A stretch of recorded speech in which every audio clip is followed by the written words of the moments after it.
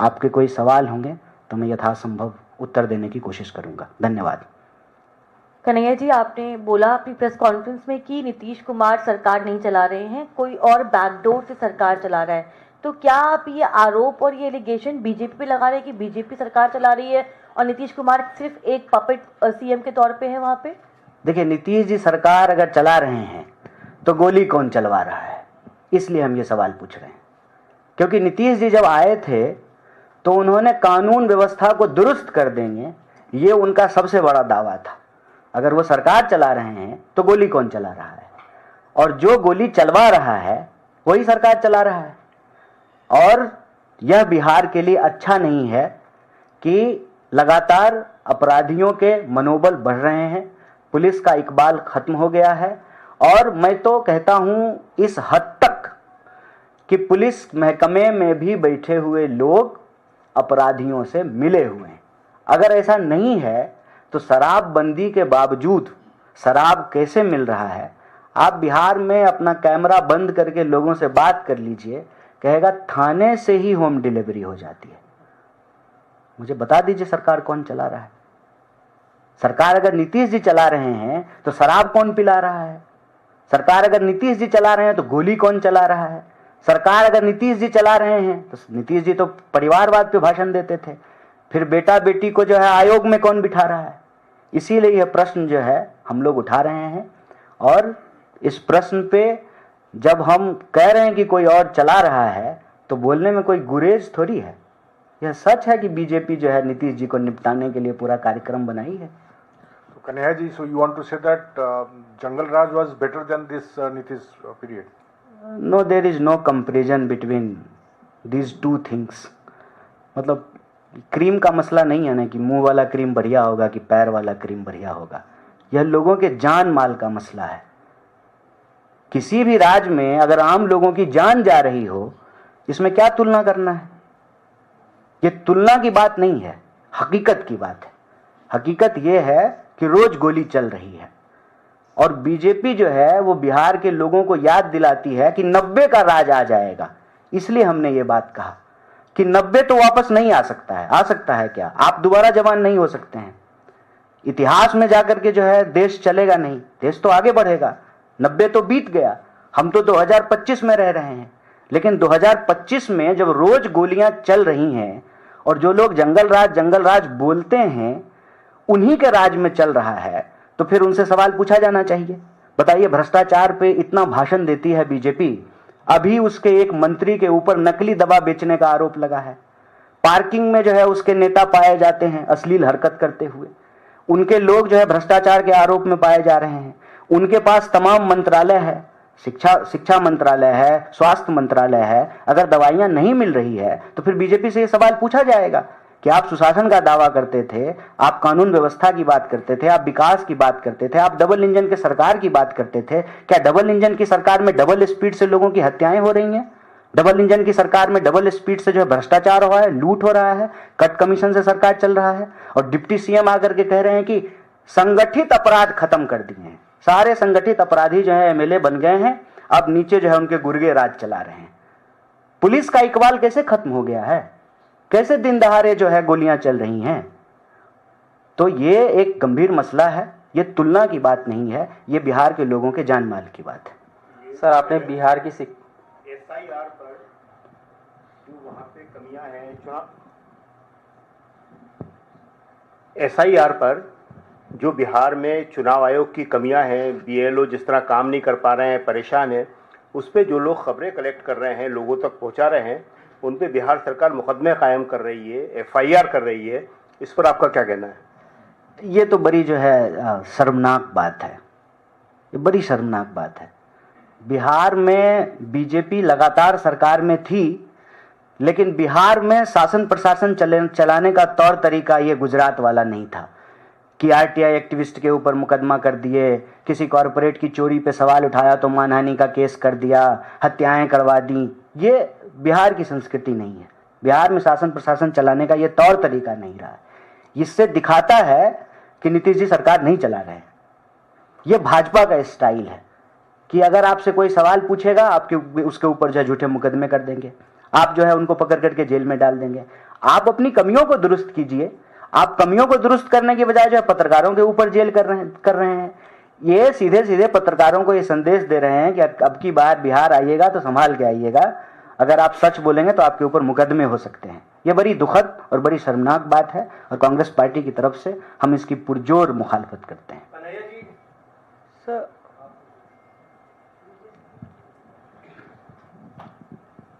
Thank you मौसमी जी। कन्हैया जी, सवाल ये है कि एसआईआर के मुद्दे पे जो है चुनाव आयोग का ये कहना है कि हम शुद्ध मतदाता सूची चाहते हैं। आप लोग लगातार आंदोलन करने की बात कर रहे हैं और खबर ये भी है कि लाखों की तादाद में मतदाता सूची से जो मतदाता है उनको बाहर किया जा सकता है जो शुद्ध मतदाता सूची से संबंधित नहीं है।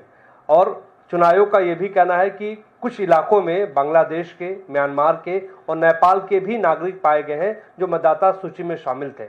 आप लोगों की रणनीति आने वाले वक्त में क्या रहने वाली है? देखिए, अव्वल तो चुनाव आयोग की तरफ से कोई ये कहता और सवाल पूछता तो अच्छा रहता जवाब देने में। शुद्ध मतदाता सूची, तो अशुद्ध मतदाता सूची कौन बनाया?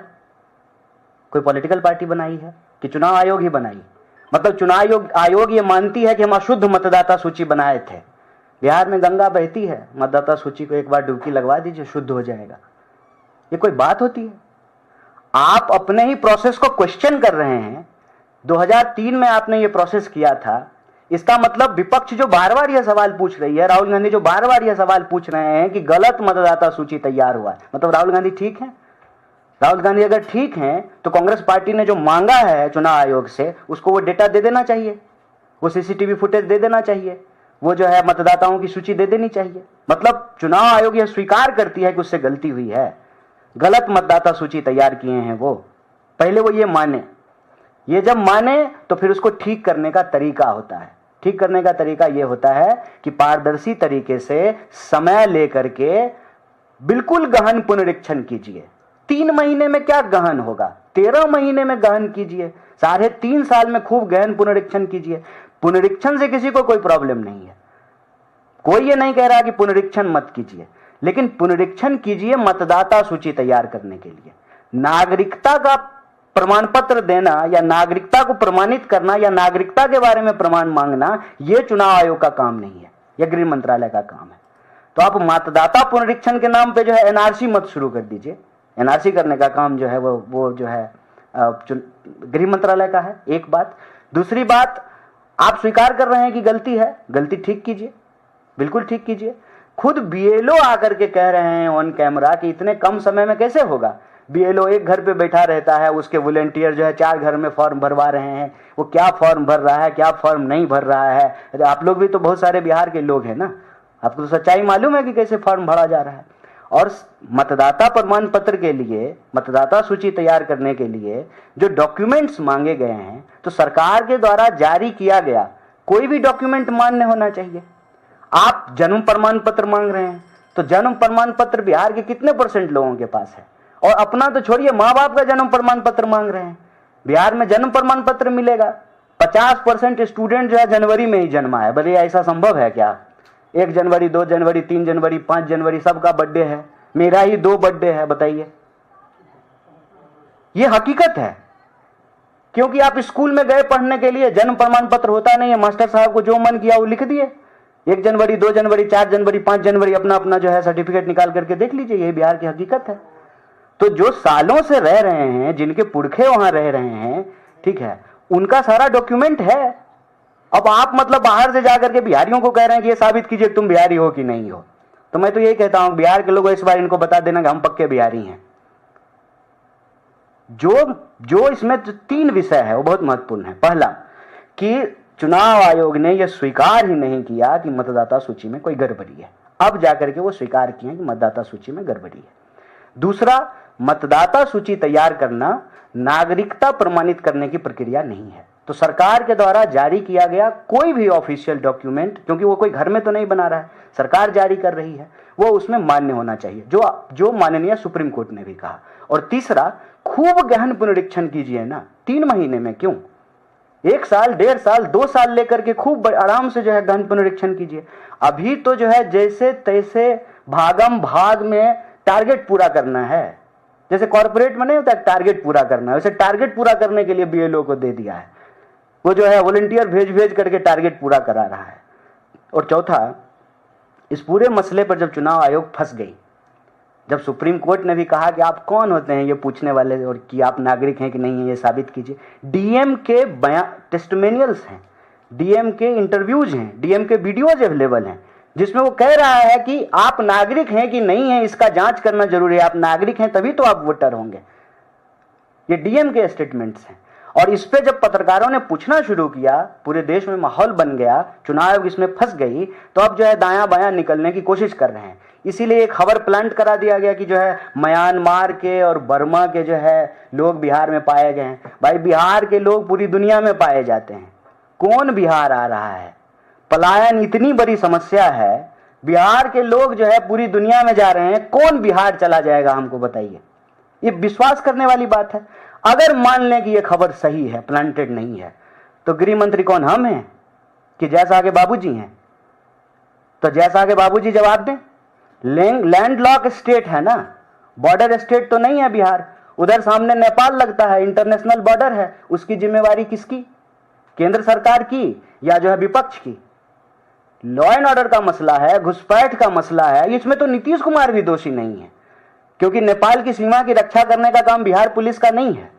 वो सशस्त्र सीमा बल करती है, बॉर्डर सिक्योरिटी फोर्स करता है, उसके हेड जो है वो तो जैसा के बाबूजी हैं। अगर ऐसा हुआ है तो फिर उसके लिए कौन जिम्मेवार है? और 2003 में ही आपने ये प्रोसेस किया था, इसका मतलब 2003 का प्रोसेस भी ठीक नहीं है। अगर 2003 का प्रोसेस ठीक नहीं है, इसका मतलब 2005 में जो है गलत तरीके से जो है नीतीश कुमार मुख्यमंत्री बन गए। और सिर्फ गलत तरीके से 2005 में वो मुख्यमंत्री नहीं बने, तीसरी बार मुख्यमंत्री बने, और 2014 में मोदी जी को तो 39 सीट मिला है वहां से। इसका मतलब सारे म्यांमार के लोगों ने जब मोदी जी को वोट दे दिया, नेपाल के लोगों ने वोट दिया है। और सिर्फ 14 में ही नहीं, फिर 19 में भी दे दिया सबसे ज्यादा सीट, अभी 24 में ही हाल ही में दे दिया है। तो सारे सांसदों को जो है, अभी हुआ है ना चुनाव, सबका जो है सदस्यता रद्द कीजिए, दोबारा से 40 सीट पे चुनाव कराइए। खेल फंस गए तो जो है डिरेल कर देते हैं। मुद्दा भटकाओ योजना, म्यांमार और बांग्लादेश के लोग, नेपाल के लोग बिहार में पाए गए, अगर खबर सही है, जिम्मेवार कौन है? और फिर चुनाव जब क्यों हो रहे हैं? ये सब डिरेल करने की बात है। चुनाव आयोग बुरी तरीके से इसमें फंस गई है। जो राहुल गांधी कह रहे थे वह बात सही साबित हो गई है। ये चोरी का जो कार्यक्रम था वो पकड़ा गया है। तो ये नया तरीका बना लिए थे लिपापोती करने का, कि थोड़ा बहुत दिखा देंगे, दायां बायां माहौल हो गया है, सब ठीक है एकदम, ऐसा ही जो है आरोप लगाती है विपक्ष। लेकिन अब इसमें फंस चुके हैं और इनका जवाब इनको देना पड़ेगा, और विपक्ष के नाते हम ये सवाल उठाते रहेंगे। तो आपको लगता है कि एफआईआर के बहाने ये लोग वोटर काटने की तैयारी कर रहे हैं? नहीं, लगता नहीं है इसमें लगने के लिए अब कोई कुछ बचा नहीं है, ऐसा है जी। वो हम तो बीएलओ नहीं हैं, वो तो जाके आपको पूछना पड़ेगा, लेकिन रिस्क ये है कि आप पे केस हो सकता है, और बेऊर जेल की हालत बहुत खराब है तिहाड़ के मुकाबले, तो ये तो आपको जाके देखना पड़ेगा। आपने एक सवाल अभी उठाया है कि शिक्षा व्यवस्था की गुणवत्ता को लेकर बिहार में, तो आप ये बताइए क्या कुछ आंकड़े आपके पास हैं, क्या कुछ आधार है कि कौन सी यूनिवर्सिटी का कितना सेशन लेट चल रहा है? कुछ आंकड़े लाए हैं आप? अभी तीन जगह पे जो है प्रिंसिपल की नियुक्ति हुई और लॉटरी से हुआ है। ये अपने आप में ही सब कुछ कह रहा है। इससे ज़्यादा एविडेंट आंकड़ा क्या देना चाहिए? किसी भी आप अपने ज़िले के जो है डिग्री कॉलेज में चले जाइए, बिहार के एक कॉलेज में 30-30 हज़ार स्टूडेंट इनरोल्ड हैं, और उस कॉलेज को जब आप देखिएगा तो आपके दिमाग में एक ही विचार आएगा, अगर 30,000 स्टूडेंट एक दिन कॉलेज आया तो खड़ा कहाँ होगा? बैठने की छोड़ दीजिए, खड़ा कहाँ होगा? और कोई भी बिहार से जो पढ़ा हो, मैं भी पढ़ा हूँ, मेरी भी जो डिग्री है वो 4 साल में मुझे मिला ग्रेजुएशन का। जो भी पढ़ा है उससे पूछ लीजिए तुमको ग्रेजुएशन कितने साल में मिला है। और वाइस चांसलर की नियुक्ति कैसे हो रही है, वो वाइस चांसलर के ही बयान से पता चलता है। वाइस चांसलर ऑन कैमरा कह रहे हैं कि इतनी सिफारिशें आती हैं पटना के लिए कि किसका करें किसका नहीं करें, इसलिए लॉटरी निकाल दी है। बताइए इससे ज्यादा और क्या आंकड़ा दें आपके सामने? कन्हैया जी, ये नियमित क्लास नहीं है, नियमित सेशन नहीं है, इंफ्रास्ट्रक्चर नहीं है, और भ्रष्टाचार और लूट का अड्डा बना हुआ है।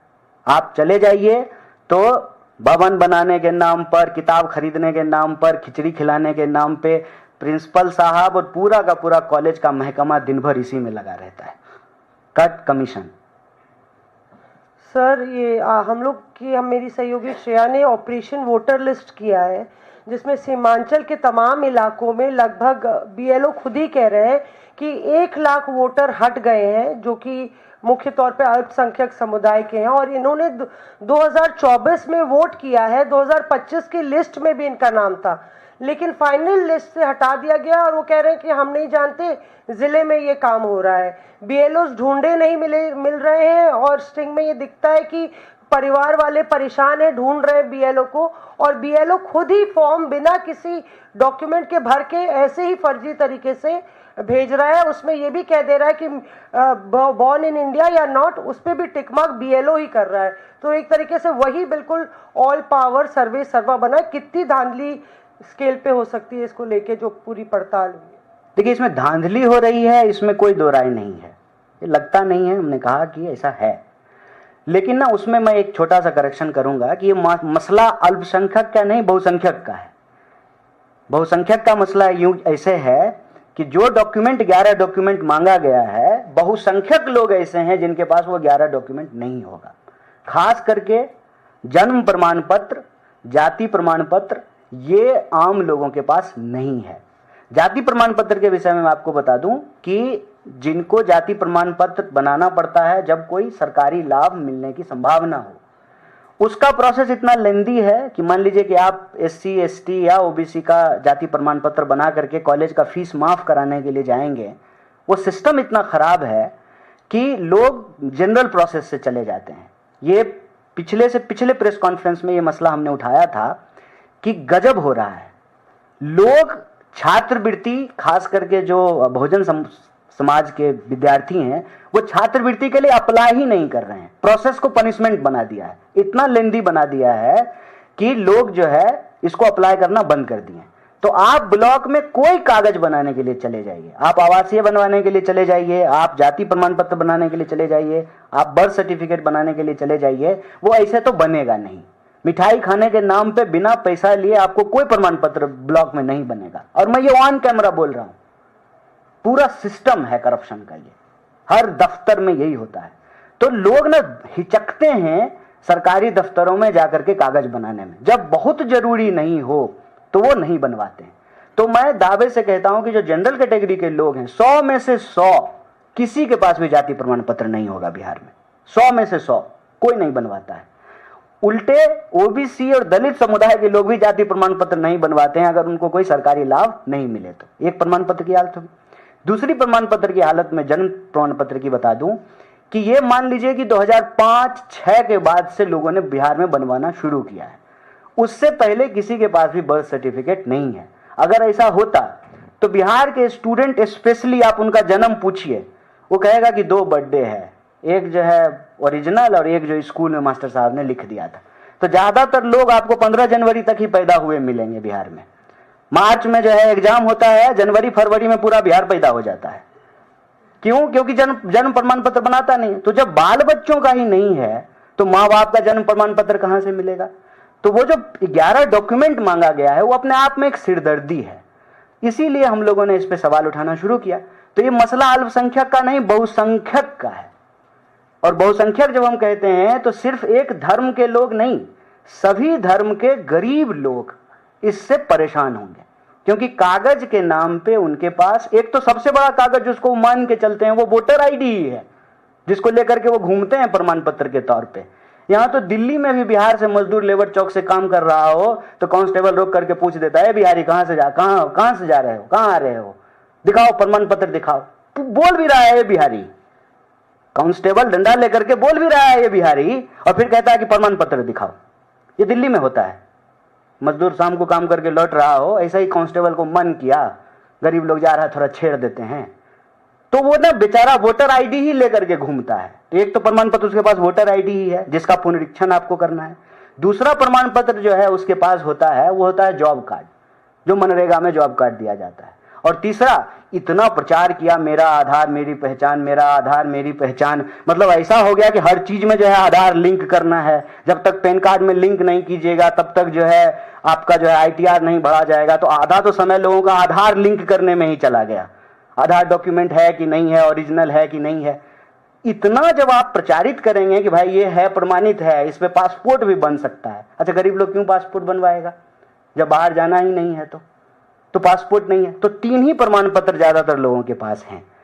अब उस 3 में से एक का परीक्षण होना है और दूसरे को आप मान नहीं रहे हैं। तो ये मसला अल्पसंख्यक का नहीं, बहुसंख्यक का है। बहुसंख्यक लोग बिहार में परेशान हो रहे हैं। स्वाभाविक रूप से हिंदू मुसलमान तो इनका नेशनल सिलेबस है, तो ये तो वो ले ही आते हैं। लेकिन बिहार में वोटर पुनरीक्षण का मामला किसी एक धर्म से नहीं, सभी जाति समुदाय से जुड़ा हुआ मसला है। एक सवाल ये भी है, कल चुनाव आयोग की तरफ से आधिकारिक तौर पर जो आंकड़ा आया है उसमें करीबन 4% वोट माना गया है, जिसमें या तो लोगों की डेथ हो गई है 1%, 1.5% लोगों की, 2% ऐसे हैं जो कि जो है ट्रांसफर हो चुके हैं और 1% के आसपास ऐसे हैं जो जिनके पास डबल वोट था। तो उस हिसाब से करीबन 35 लाख लोगों का नाम इस लिस्ट से बाहर होने की जानकारी अब तक जैसी निकल के सामने आई है। ये तो हो रहा है अभी जब 88% माना जा रहा है कि वोटर की जानकारी आई है जो फॉर्म भरे गए, तो 35 लाख लोगों की जानकारी निकल के आ रही है कि उनका नाम कटेगा। तो उसको कैसे देखते हैं? ये बड़ा गजब हो रहा है। लेकिन देखिए, चोर की चोरी पकड़ी गई है और चोर कह रहा है कि हम ईमानदारी का सर्टिफिकेट बांटेंगे।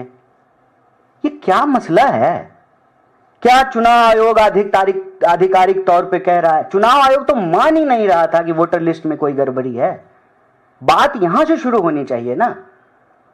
ये महाराष्ट्र चुनाव से लेकर के हरियाणा चुनाव से ये महीने हो गए हम लोग लगातार बोल रहे हैं कि वोटर लिस्ट में गड़बड़ी है, वोटर लिस्ट में गड़बड़ी है, वोटर लिस्ट को ठीक करना चाहिए। हम ही लोग बोल रहे हैं।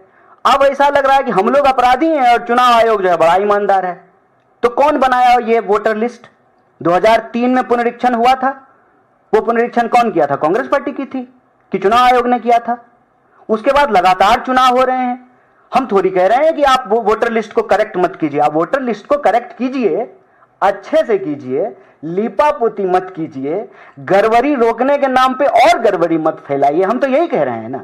मतलब वो अगर आधिकारिक बयान है वोटर चुनाव आयोग का, मतलब चुनाव आयोग स्वीकार कर रही है कि गड़बड़ी हुई है। और गड़बड़ी हुई है मतलब 35 लाख गलत लोगों ने वोट देकर के देश के प्रधानमंत्री को, जो है मोदी जी को प्रधानमंत्री बना दिया है। गलत तरीके से वोट देकर के जो है इनकी 3 बार सरकार बना दी है। गलत तरीके से वोट देकर के जो है 4 बार सरकार बना दी है बिहार में।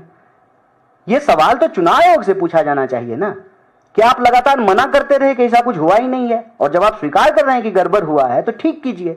3 महीने में कैसे आप ठीक कर देंगे? 14 करोड़ जनगणना नहीं हुई है। जनगणना अगर होगी तो बिहार का पॉपुलेशन अब 13 करोड़ नहीं, कम से कम 14 करोड़ हो गया होगा। 14 करोड़ लोगों के बीच में कौन मतदाता हैं, कौन ऑथेंटिक हैं, कौन ऑथेंटिक नहीं है, किनका नाम 2 जगह पे है, किनका नाम 1 जगह पे है, कौन मर गए, कौन जिंदा है, किनका जुड़ना चाहिए, कितना कटना चाहिए, ये 3 महीने में कैसे पॉसिबल है?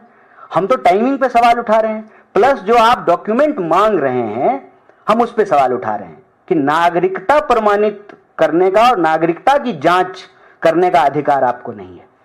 आप वोटर पुनरीक्षण के नाम पे जो है नागरिकता प्रमाणित करने के लिए लोगों को मत कहिए। कोई भी सपोर्टेड डॉक्यूमेंट अगर है किसी भी नागरिक के पास तो उस आधार पे जो आप उसको वोटर बना सकते हैं। सिर्फ इतनी बात कह रहे हैं। और हम जो कह रहे हैं कमोबेश माननीय सुप्रीम कोर्ट ने भी यही कहा है। तो अब जो है बार बार आधिकारिक बयान आ रहे हैं चुनाव आयोग के। पहले तो चुनाव आयोग को यह कहना चाहिए ना कि हाँ गड़बड़ी थी इतने सालों से, और जो है हम लोग माफी मांगते हैं राहुल गांधी जी के ऊपर जो है हमने गलत आरोप लगाया था। देश के प्रतिपक्ष जो नेता प्रतिपक्ष ठीक बोल रहे थे और उनके ही कहने पे हम लोगों को ये दिखाई दिया है। अब हम इसको जाकर के ठीक करेंगे और गड़बड़ी को ठीक करेंगे और गड़बड़ी नहीं फैलाएंगे। जी, my question is not related to Bihar. Yesterday, Lok Sabha Speaker Om Birla convened a meeting for media persons, and he handed over a copy of Constitution to many of them. The problem is that the words socialism and secularism was not seen in that Constitution, even though they are claiming that this is an older, it is a copy of an older version. What is your comment on this? First of all, I don't know about this meeting and I don't have that copy. If you have that copy, no, you must give it to him back. उसके मुंह पे जो है उनको ही दे के आना चाहिए था, आदर से, जितना आदर आपके मन में हो उनके प्रति वहीं दे के आना चाहिए था। ये कोशिश है, जो कोशिश के बारे में नेता प्रतिपक्ष राहुल गांधी पिछले चुनाव में बोल रहे थे कि 400 सीट ये इसलिए मांग रहे हैं कि ये संविधान बदलना चाहते हैं। 400 सीट तो आई नहीं है, लेफ्ट और राइट, एक टांग जो है, एक बैसाखी जो है नीतीश जी के हाथ में और दूसरी बैसाखी चंद्रबाबू नायडू के हाथ में है। लेफ्ट राइट बैसाखी से सरकार चल रही है। तो ये ना इनडायरेक्ट तरीके से वही, मतलब एक और तरीका है, सीधे नहीं जा सकते हैं तो चोरी से कुछ कर लें, ये वही तरीका है। और ये ना कोई नई बात नहीं है। बीजेपी आरएसएस इस देश के संविधान को नहीं मानती, ये उसकी मजबूरी है कि संविधान का शपथ लेंगे। देखिए मौका मिला तो संगोल लेकर के आ गए, संविधान नहीं लेके आए थे। जब हारे 240 पे आए तो तुरंत संविधान लेके आ गए। तो संविधान जो है ना, चूंकि संविधान सबकी रक्षा करता है, दक्षिणपंथी, वामपंथी, मध्य मार्गी, सबकी रक्षा संविधान करता है, हम भारत के लोग। तो जब भी जरूरत पड़ती है तो भले संविधान माने नहीं माने, तुरंत उसके पीछे छुप जाते हैं और जो ही कंफर्टेबल सिचुएशन में आते हैं उसको खत्म करने की कोशिश करने लगते हैं। लेकिन कांग्रेस पार्टी की तरफ से हम उनको ये चुनौती देते हैं, संविधान के साथ कोई भी छेड़छाड़ यह देश बर्दाश्त नहीं करेगा। और ये संविधान की ही ताकत है कि आप उस कुर्सी पे बैठे हुए हैं, ये संविधान की ही ताकत है। बेचे चाय कि नहीं बेचे नहीं मालूम है, लेकिन अगर बेचे तो एक चाय बेचने वाला देश का प्रधानमंत्री बन सकता है, भले अब चाय नहीं बेच रहे हो, रेल बेच रहे हो। ये उस संविधान की ताकत है। They should not do such things, it is totally against the spirit of Indian democracy, and as member of opposition party we will raise this issue with full capability capacity. Shubhanshu Shukla की वापसी हो चुकी है, कांग्रेस पार्टी भी स्वागत करेगी क्योंकि भारत का नाम उन्होंने अंतरिक्ष में जाकर ऊंचा किया है। लेकिन आपकी पार्टी के नेता हैं उदित राज, उनका कहना है कि शुक्ला जी की जगह किसी ओबीसी SC ST को स्पेस में भेजा जाना चाहिए था। क्या प्रतिक्रिया है? नहीं, पहले तो मुझे क्रिया ही नहीं मालूम है तो प्रतिक्रिया कैसे दें? पहले तो मुझे क्रिया मालूम होनी चाहिए फिर प्रतिक्रिया दें। ठीक है, लेकिन सबको स्पेस में जाना चाहिए, क्या दिक्कत है? सब जाएं, क्रिया पहले मालूम कर लेते हैं।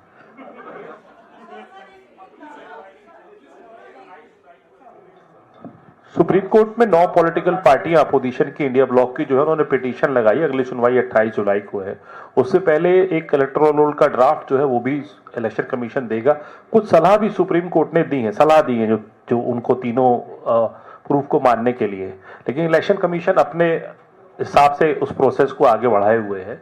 अगर आप लोगों कितने आपको उम्मीद है कि सुप्रीम कोर्ट से कोई राहत मिलेगी, और अगर सुप्रीम कोर्ट से कोई एडवर्स फैसला आता है तो एक लीगल तो ऑप्शन रहेगा ही रहेगा, क्या पॉलिटिकल एक्शन भी कुछ आप लोग लेंगे? एडवर्स फैसला कैसे आएगा इसमें? एडवर्स जैसा आप चाहते हैं उन्होंने, क्योंकि सुप्रीम कोर्ट ने सलाह दी, उसमें रोक नहीं लगाई SIR प्रोसेस पे, सलाह दी थी कि ये इन तीनों और डॉक्यूमेंट्स को माना जाए। एक संवैधानिक संस्था दूसरी संवैधानिक संस्था की कार्रवाई पे रोक कैसे लगाएगी?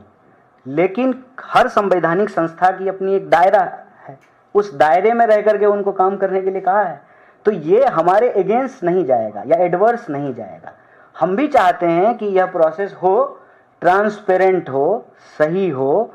वोटर लिस्ट तैयार करने का काम लोगों के वोट के अधिकार को सुरक्षित करने के लिए होना चाहिए, लोगों के वोट के अधिकार को छीनने के लिए नहीं होना चाहिए। उस पर हमको पूरी उम्मीद है कि सुप्रीम कोर्ट ऑलरेडी जो डायरेक्शन दी है उसमें साफ साफ कहा है कि आपका काम जो है नागरिकता प्रमाणित करना नहीं है, आप वोटर ID बनाइए और गवर्नमेंट ने जो भी डॉक्यूमेंट दिया है, जारी किया है, आप उसको मानिए। ये अलग मसला है कि सुप्रीम कोर्ट के कहने के बावजूद ग्राउंड पे जो कुछ पदाधिकारी हैं वो उसको नहीं मान रहे हैं। उसकी रिपोर्ट जो है, जो पिटिशनर हैं, जो लॉयर हैं, उसको सबमिट करेंगे and we are very hopeful. Kanhaiya ji, Rahul Gandhi को बेल मिल गई है, लखनऊ गए थे वो, एक भारत जोड़ो यात्रा में उन्होंने बयान दिया था, उन पर मानहानि का मुकदमा था। तो अभी खबर आई है कि उनको बेल मिल गई है, भारतीय सेना के बारे में कुछ बोला था, और 20-20 हज़ार रुपए की जमानत पर मिली है बेल। तो उस पर प्रतिक्रिया देना चाहिए। नहीं, क्या प्रतिक्रिया देंगे? कोर्ट से बेल मिला है, अच्छी बात है।